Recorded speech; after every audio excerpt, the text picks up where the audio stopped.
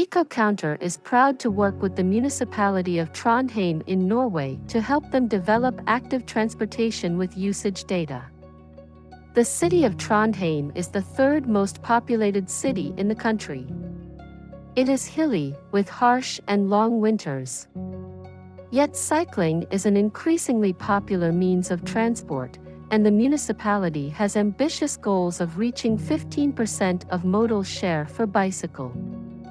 Recent surveys suggest, however, that bicycle modal share is currently around 10%, a plus 3% increase in 5 years, which is encouraging, but not as high as what the city originally reached for.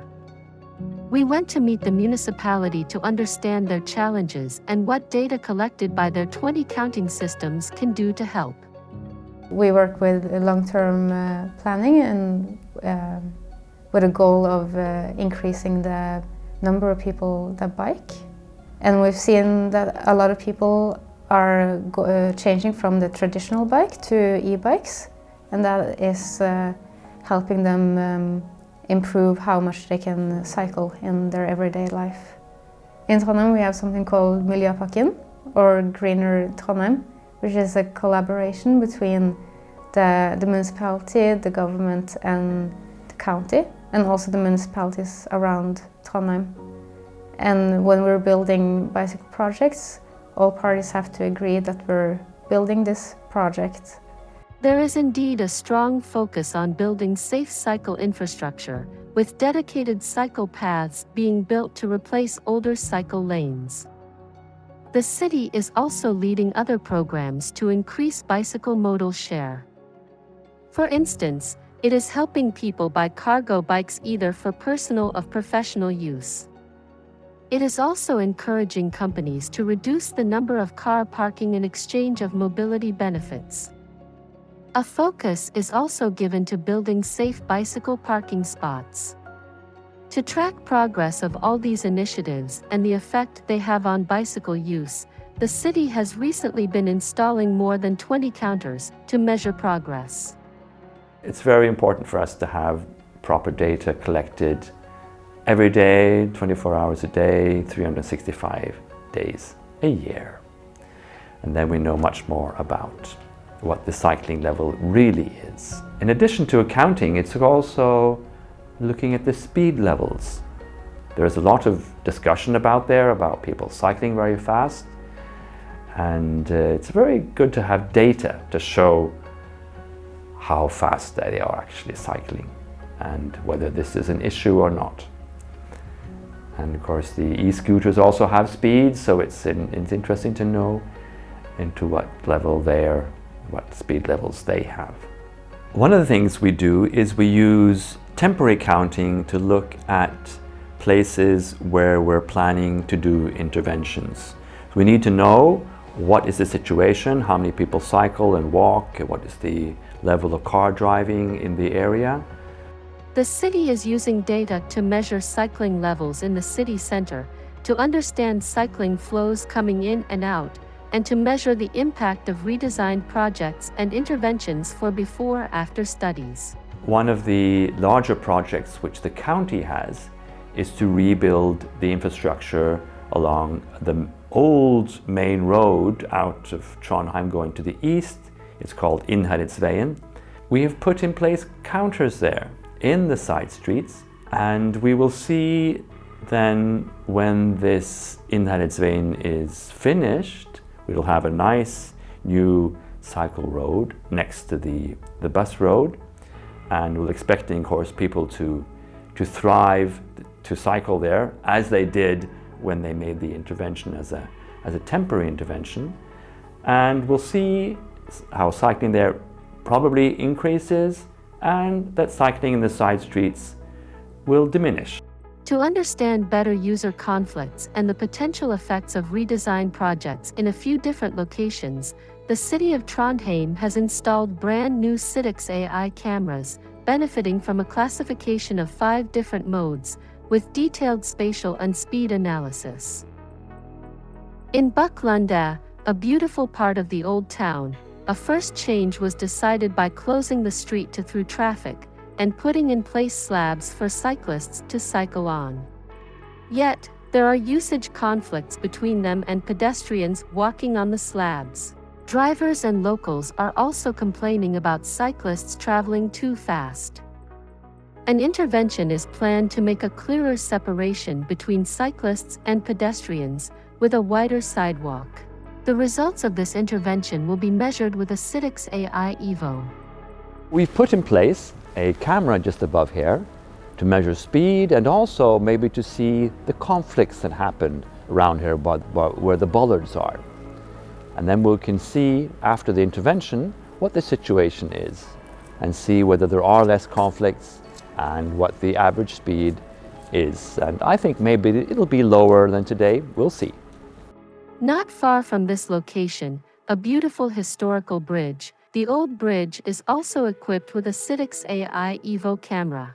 So now we're on the Old Town Bridge, which is also a historic place and many tourists there in the summer. But we're considering an intervention here, which is to do away with the cycle lanes, which were put in place once there were cars coming over the bridge. No cars over the bridge now, just pedestrians and cyclists.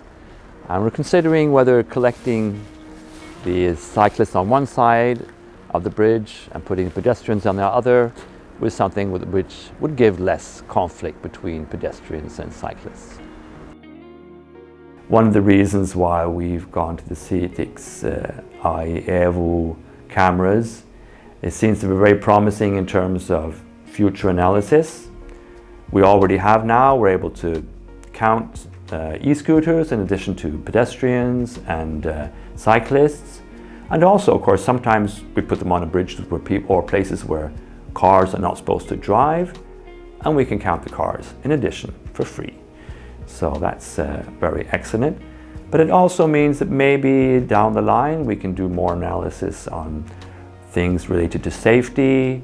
We can check that, for instance, the low speed zones for e-scooters is maintained. And we can look at maybe in the future we can see hotspots for conflicts between cyclists and pedestrians, and then maybe do an intervention, change the design a little bit and see if things improve or maybe get worse or don't change. So this is very promising for future developments. On top of this permanent and temporary counting done for planning and interventions, the city is also using data for prospective studies, for example to examine the impact of a new bridge to cross the river Nidelva, as Anders explained to us. Anders, I work for Trondheim Municipality and work in the strategy department here. And what I do mostly is a lot of map making, map analysis, data management, that sort of thing for different projects that we're working on here in the municipality.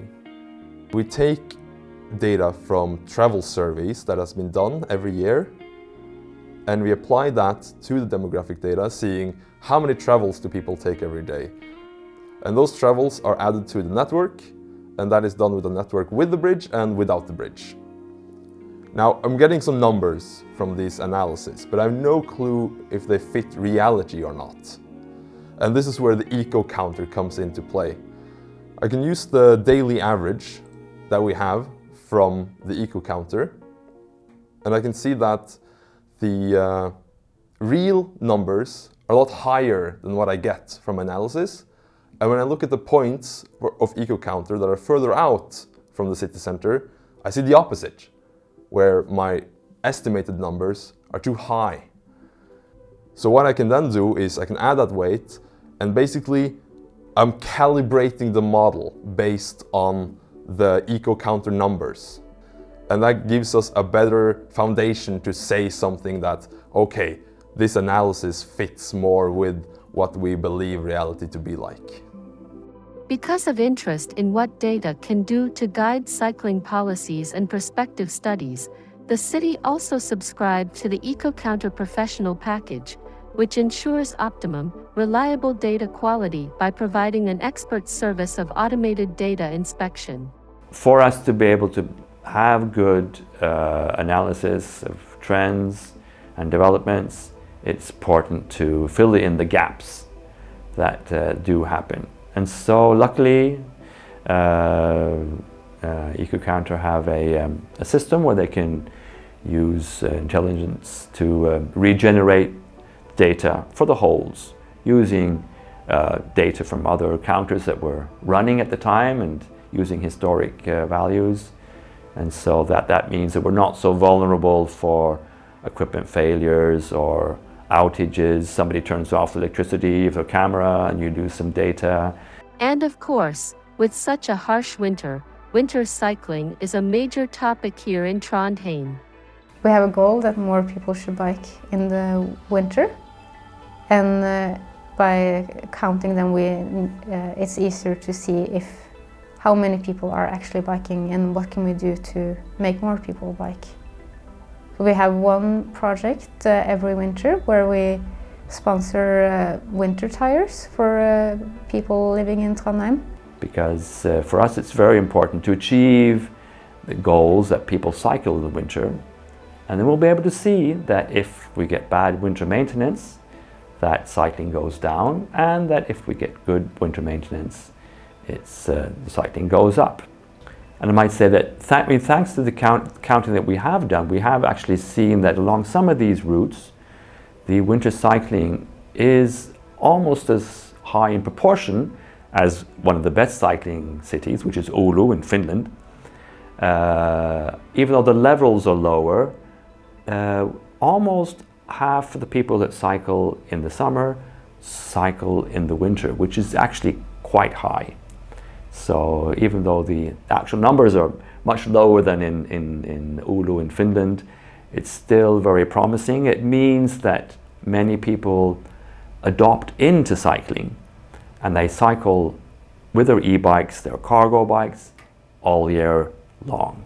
We're hoping that when we continue giving these benefits and also continuing to have a high standard on the winter maintenance, that this helps people bike in the winter. And on top of promoting winter cycling to increase cycling all year long, the city is considering also exciting projects to transform its city center with an exciting plan to make even more room for pedestrians and cyclists by reducing through traffic for cars. What we're seeing is that giving benefits to people that bike isn't the only solution. It helps a bit, but we also need to make it harder to drive. And this might be more harder politically to get through. And if this rather radical intervention of making zones out of the city centre, which other countries and other cities in Europe have done, like Ghent lately in Belgium, then there will be quite an interest on what happens, what does that mean on walking and cycling. Will more people cycle and walk to the city with less car driving?